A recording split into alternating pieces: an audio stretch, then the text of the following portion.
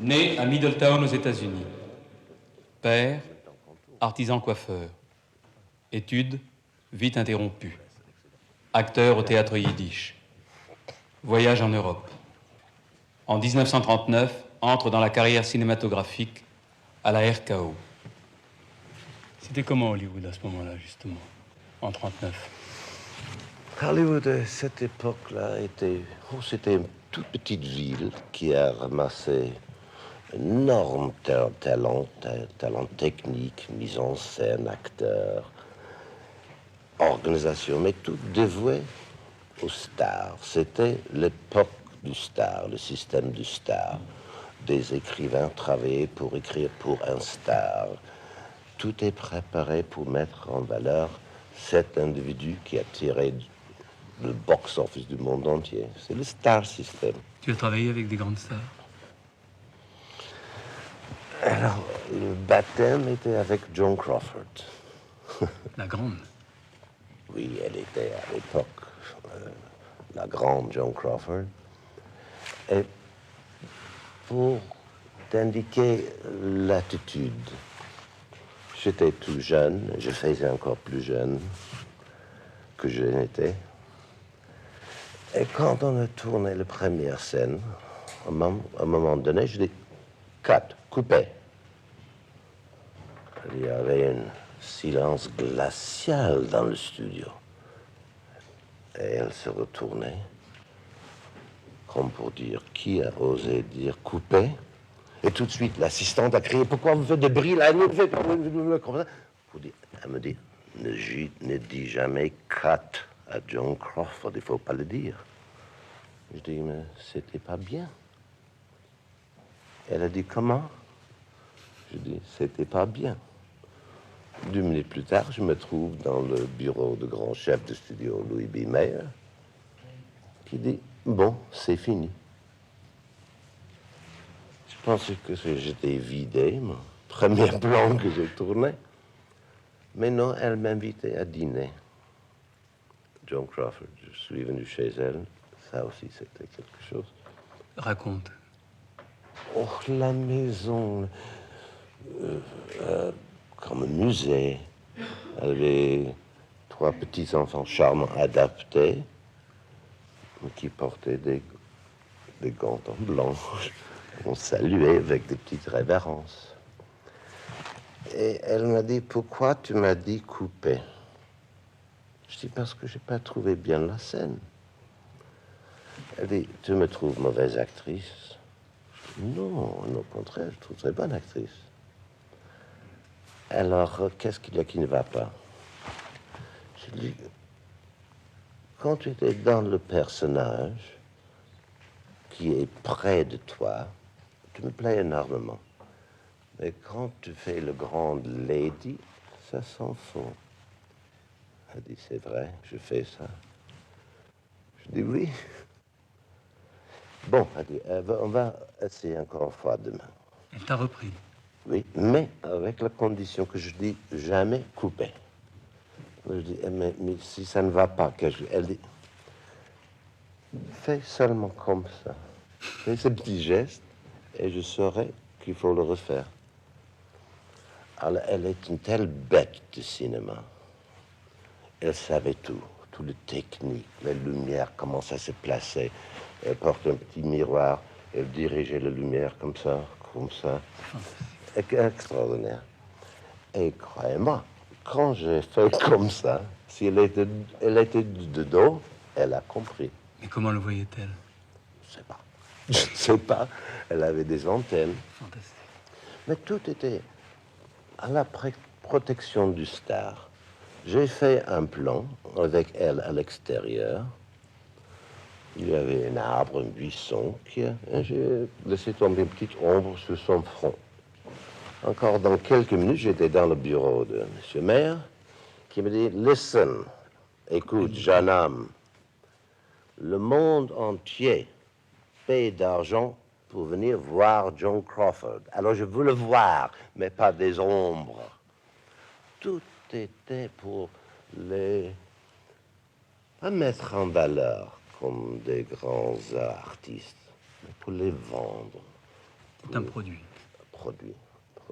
Tu as travaillé avec d'autres grandes stars de l'époque? Oui, j'ai commencé avec Conrad Veidt, qui était à l'époque le grand des européennes, qui était vraiment un géant acteur, une énorme personnalité. C'était mon premier film. On me présentait comme son metteur en scène. Il était très grand. Il me regardait comme ça. Il a dit non. Il est parti. Finalement, on lui dit bon, laisse tourner un jour. Alors, figure-toi que moi, je savais pas ce que je faisais en tout cas. Mais avec cette pression de voir, je dois me prouver dans un jour, je ne savais pas quoi faire. Et j'ai appelé déjeuner à 10h30 pour pouvoir penser. Et l'opérateur qui faisait la lumière a dit quel est notre premier plan? Paralysé. Il dit écoute, pourquoi pas faire un travelling? Lui, il va entrer dans la porte. Il fait un travelling, un mouvement très vite sur lui. Tu t'arrêtes en gros plan. Je dis ah oui, qu'on fasse ça. Veidt qui est revenu de déjeuner, qui me regardait comme ça. Il voit le travelling, les rails placés. Il dit qu'est-ce que c'est ça? Je dis alors on va commencer là. On est sur un gros plan. Ah, j'aime bien ça. Depuis alors ça marche. Ça marche. Oui. De ce que tu racontes, on a l'impression que le réalisateur à Hollywood, ça n'existe pas. C'est qui choisit le scénario? Écoute, il y avait 1, 2, peut-être 3 qui étaient les grands. C'était les grandes époques de Lubitsch, par exemple. Mais si je te disais combien de films étaient tournés où le metteur en scène a jamais rencontré le scénariste, on lui dit voilà, prends ça et tourne-le. C'était la machine. Puis il y avait le producteur qui était entre le metteur en scène et le studio. Et le miracle était quand même qu'il y avait des films excellents qui étaient faits à l'époque à Hollywood, mais c'était toujours malgré le système. Par exemple, c'était tout de suite après le succès de Autant emporte le vent. Le grand producteur était Selznick, David Selznick. Le metteur en scène, Victor Fleming. Et tout de suite, ils annonçaient un autre film. Ils vont enchaîner comme équipe. Un jour, tout le monde court vers moi et dit « Félicitations, félicitations. » Pourquoi? Qu'est-ce qui se passe? David Selznick veut que tu fasses son prochain film. Moi? On m'amène. David Selznick qui me dit « Félicitations. » Et je vais te confier, et toutes les stars du monde étaient dans ce film. Défilé. Je dis, mon Dieu, c'est très excitant. Je ne sais pas si je pourrais, si je suis prêt. J'ai jamais fait un film. T'inquiète pas. Alors, quel est le sujet? Bon, on en parlera du sujet. On va commencer une telle date. Les costumes, la couleur. Oui, mais le sujet... On aura le temps, on va t'envoyer un scénario un jour. Bref, j'ai demandé 3-4 fois, le film c'est quoi? Il dit, écoute, jeune homme, tu sais pourquoi tu es là? J'avais une bagarre avec Victor Fleming. Il ne fait plus le film. Alors je vais le bien montrer que c'est pas le metteur en scène qui fait le film, mais le producteur. C'est pour ça que tu es venu. Il avait pris un jeune homme sans expérience? Oui, j'ai blâmé, je suis parti. Ça, c'était une des attitudes envers le metteur en scène à l'époque. Mais il y avait un moyen de résistance ou pas? Oui. le moyen de résistance, c'est si tu avais derrière toi 2, 3 grands succès, tu avais un certain poids.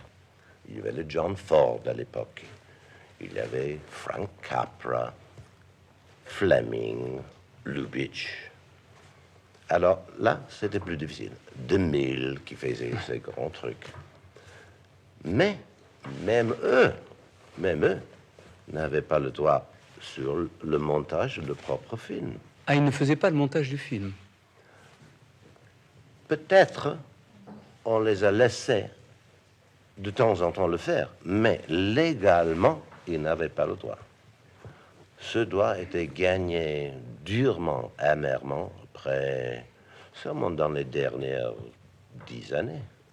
Et même aujourd'hui, à Hollywood, il y a très peu de mettre en scène qui ont le droit de faire le montage de leur propre film, même aujourd'hui. Mais c'est pas du tout le même Hollywood. Aujourd'hui. Oh, le Hollywood aujourd'hui, il y a un centre d'excitation, de création. Les gens sont beaucoup plus libres. Le système de producteur n'est plus là, parce que c'est indépendant aujourd'hui, n'est-ce pas? Le grand studio est presque disparu. Il fait son montage, s'il lutte pour le faire. Il n'y a pas de système de stars, et disons qu'il y a une censure qui est le plus libre du monde. Alors c'est pas du tout la même chose. Qu'auparavant. Il t'est arrivé, toi, jeune metteur en scène, d'avoir à t'opposer à des grands... Pourquoi tu ris? Voilà, pour te répondre, je raconte autre chose, l'attitude envers le metteur en scène.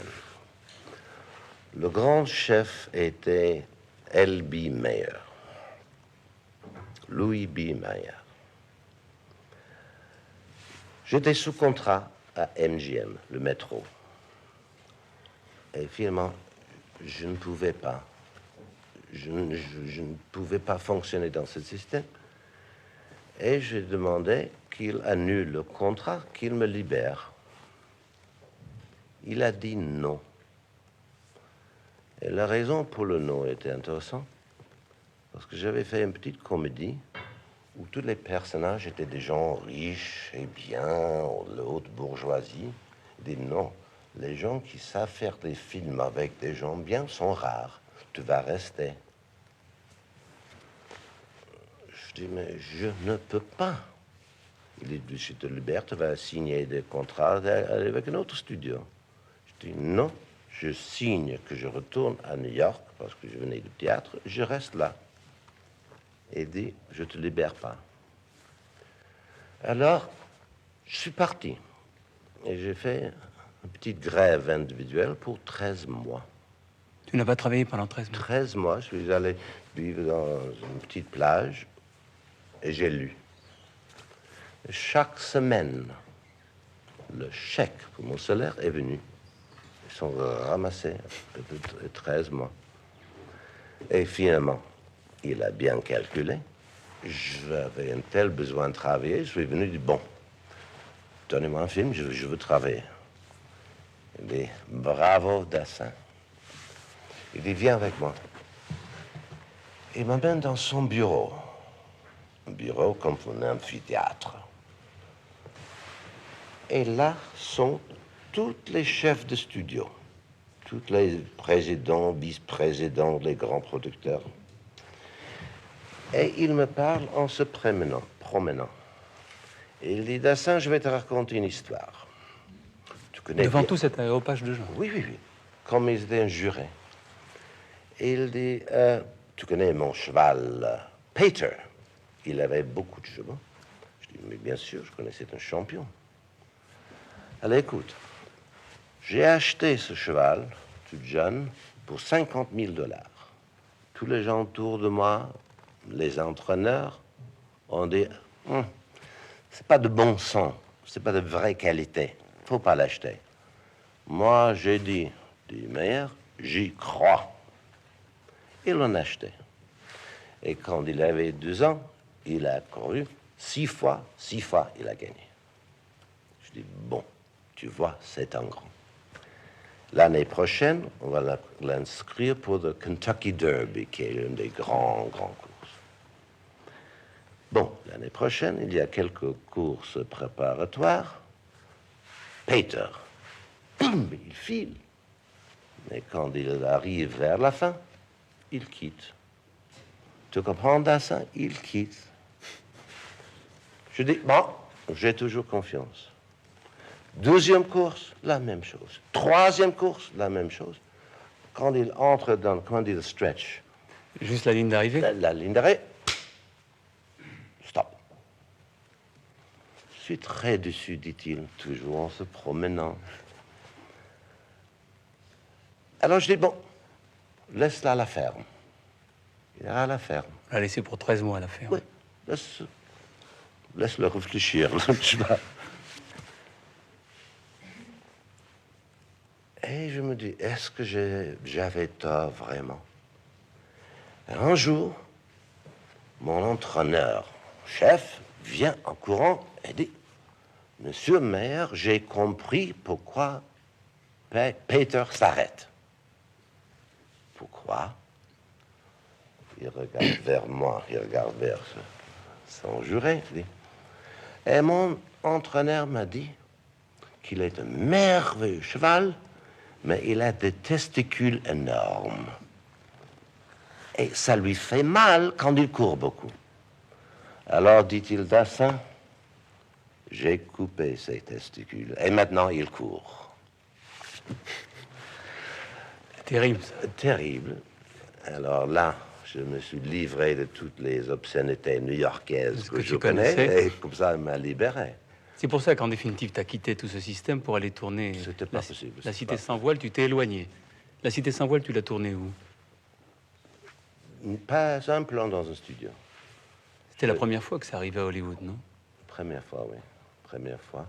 C'était l'époque de Rome, ville ouverte, où le souffle d'Europe est venu le néo-réalisme. Et c'était une histoire policière banale.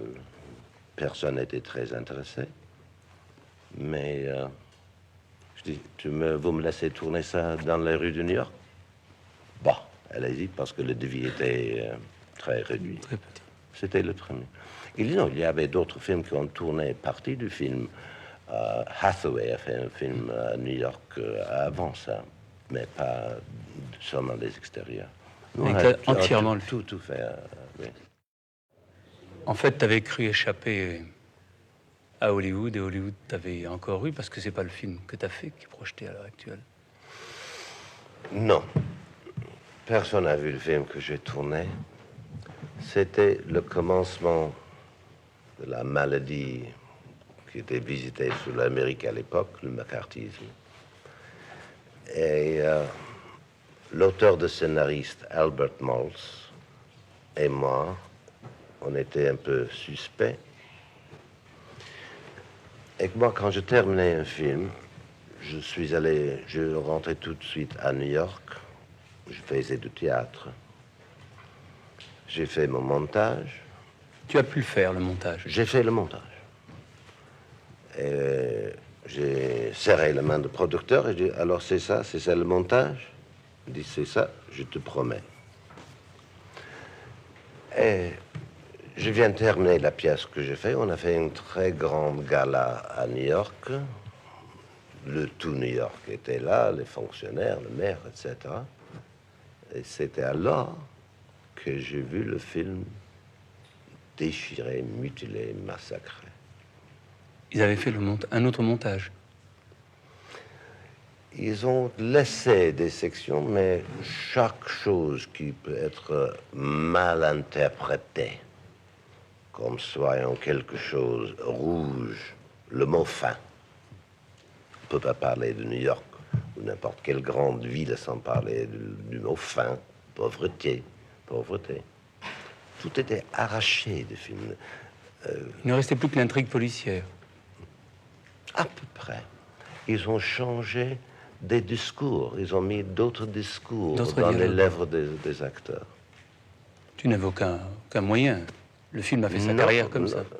Il a fait son carrière. Mais on ne pouvait rien faire parce que légalement, le studio avait le droit sur le montage. Tu fais encore 2 films qui sont Les Bas-fonds de Frisco et Les Forbans de la nuit, puis tu es contraint à l'exil. Dans quelles circonstances? Alors, la maladie a développé, c'est devenu Le macartisme. pire. Des gens qui étaient chassés des universités, de tous les arts. Ça se passe dans les années 50. Ça allait de 47 jusqu'à 50. Ça continuait normalement après. Mais c'était après 49, je trouvais pas de travail. J'étais sans travail pour 5 années. De 1949 à 1954, tu t'es exilé quand? Tu as quitté l'Amérique quand? Écoutez, je me suis pas vraiment jamais exilé. Curieusement, on m'avait demandé de venir en Italie pour commencer pour faire Don Camillo, le piccolo mondo de Don Camillo. Mais je n'étais pas d'accord avec le producteur sur la façon de faire. Et je suis rentré en Amérique. Et je cherchais travail, je n'en trouvais pas. Et finalement, la France m'a demandé de faire un film avec Fernandel. Je suis revenu ici pour faire ce film. Mais 2 jours avant le commencement du tournage, des pressions sont venues de Hollywood. Et on a fait peur au producteur français en lui disant le film ne va jamais sortir aux États-Unis. Alors, j'ai pas fait ce film. Et jusqu'à Rififi, j'avais rien. Je travaillais pas. Excuse-moi, mais j'ai l'impression que tu n'as pas tellement envie de parler de cette période. Et pourtant, un autre metteur en scène américain qui a joué un autre rôle que toi, qui s'appelle Elia Kazan, il en parle volontiers. Et même, il déclare parfois, il y a une quinzaine de jours ou 3 semaines, il déclare à une question qu'on lui demandait, vous vous rendez compte que par symbole, certains sont allés en prison et que la plupart ont été privés de travail pendant des années parce qu'ils vous avaient dénoncé. Et il répond aujourd'hui, je le sais, pour moi c'est un grand tourment dans ma vie, j'en garde un terrible sentiment de culpabilité, pourtant je crois avoir eu raison d'agir ainsi. On est à la fois sidéré et on aimerait bien que tu en parles. Tu as connu Kazan? Très bien. On a grandi ensemble. C'était un talent que tout le monde a vu grandir et fleurir. C'était un ami, on croyait. Je te dis tout simplement ce que c'est pas vrai. Quand on dit certains d'abord, qui sont les certains qui est dénoncé? Tous ses amis qui ont été dans le même théâtre avec lui, le group theater, les gens avec lesquels il a passé sa vie. Et s'il dit, je crois que j'avais raison de le faire, je me le dis à moi, parce que moi je sais que 24 heures avant qu'il est allé à la commission d'enquête, il a téléphoné ses amis, il a dit à tout un groupe, on était tous là, il croit qu'on va me faire chanter. Jamais, je ne le ferai pas. On a dit, bien sûr, je ne le ferai pas. Et le lendemain, on lit ça. Alors, s'il a cru qu'il a bien fait, parce qu'il a dit aussi que ces gens étaient, je crois le mot était nocif. Nocif pour l'Amérique. Il a découvert ça quand 24 heures après qu'il a dit je ferai jamais une telle délation. C'est pas vrai. D'être coupé ton travail, et je comprends lui, c'est un homme qui son travail était perdu. Si il me dit tout simplement écoutez, le besoin de travailler, de fonctionner, d'être Kazan était plus important que toutes les autres raisons, dis bien. Au moins tu dis la vérité. Mais qu'ils ne disent pas à tous les gens qui savent et qui le connaissent que ses amis étaient nocifs. C'est pas vrai. Oui. Non, je veux pas parler. Ça me dérange.